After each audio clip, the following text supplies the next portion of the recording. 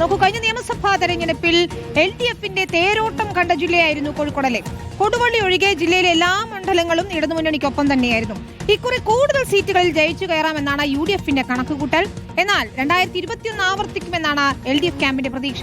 എന്തായാലും ജില്ലയിലെ വോട്ടർമാരുടെ മനസ്സിലിരിപ്പ് എന്താണെന്ന് നോക്കാം, അവരുടെ അഭിപ്രായം കൂടി അറിയാം.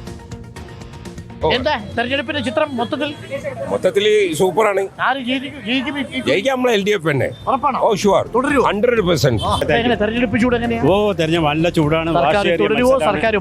സർക്കാർ അത് പറയാൻ പറ്റില്ല, കാരണം അത്രയും വാശിയേറിയ മത്സരമാണ്. ഇത് വേപ്പുറമുണ്ടല്ലോ, റിയാസ് തോക്കുമെന്ന് പറയാൻ പറ്റില്ല, എന്നാലും വാശിയേറിയ മത്സരമാണ്.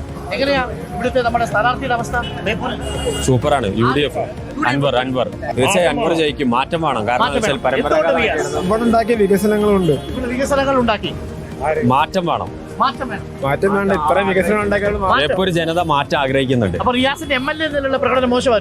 മോശമായിരുന്നല്ല, മാറ്റം ആളുകൾ ആഗ്രഹിക്കുന്നുണ്ട്. സർക്കാർ മാറും. ഈ സർക്കാർ തുടരണോ വേണ്ടയോ? ഈ സർക്കാർ തുടരുന്നോട്ടെ എന്നാണ് ഞങ്ങളുടെ അഭിപ്രായം. കൂടുതലായിട്ട് മത്സരവും ചൂടാ. മാറണം എന്നാ പറയുന്നത്. എന്റെ അഭിപ്രായം മാറണം. അല്ല, റിയാസിനെ കുറിച്ച് നല്ല അഭിപ്രായമാണ്. നല്ല പ്രവർത്തകരാണ്.